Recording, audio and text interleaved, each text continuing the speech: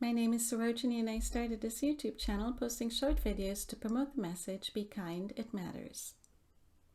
National Geographic's Resource Library defines climate change as the long-term shift in global or regional climate patterns. Often climate change refers specifically to the rise in global temperatures from the mid-20th century to the present. The United Nations advises that climate change causes hotter temperatures, more severe storms, increased drought, warmer rising oceans, food shortages, poverty and displacement as floods may sweep away poorer communities, and more health risks such as malaria in warmer climates. Most scientists have established that climate change and the associated problems we are now seeing are caused by humans and their actions. It is thought that climate change actually began in the early 1830s, but it was barely noticeable until the mid-1950s. I don't know about you, but it is indeed mind-boggling to imagine that we humans have made such a mess of our living planet in a short 70 years.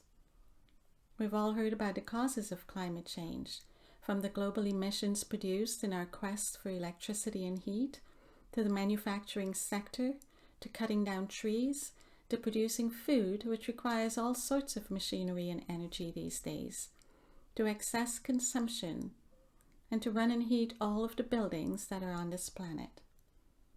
In 70 years, we have now reached a crisis where our excesses in greed and consumerism are threatening our planet itself. In our quest to have more, we will eventually have less. And yet, the urgency of the situation does not seem to have connected on a soul level with many individuals and families that comprise the worldwide societies.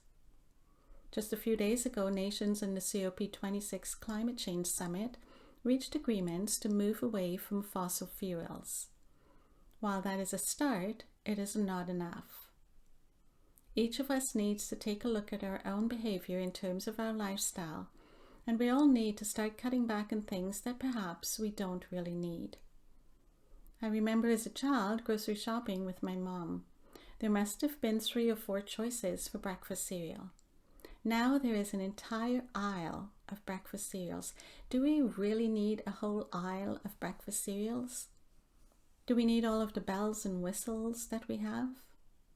Can we walk to the store or park and carpool instead of using our cars and trucks?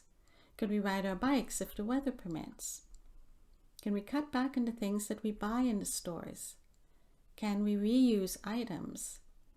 Can we turn down the heat in our homes a few degrees and dress warmer instead? Can we reach out to our politicians to let them know that we care and we need some action in this? Are we willing to eat less meat, to buy local, to eat leftovers? Can we start a conversation with friends, neighbors, our communities? Perhaps we can share and recycle and reuse within the community. Can we be happy with smaller homes and cars? If many people started cutting back and getting involved, there would be less demand for all of the things that contribute to climate change, and large companies and politicians and governments would hopefully start getting the message. Please don't think that because you are one person or one family, that you cannot make a difference. We all need to remember that our planet Earth is a living being. She has been through so much, and she continues to be plundered and damaged.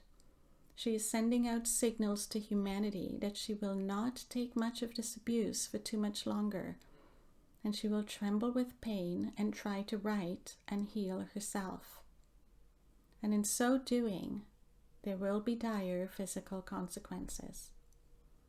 Each of us can make changes, and each of us can help our planet, and we can all try to leave a safer, healthier planet for future generations. Are you up to the challenge? Be blessed, and please remember to be kind, as it really does matter. Please support me in this channel by liking, subscribing, and sharing the video with your friends, because you too can help spread the message. Thank you. you.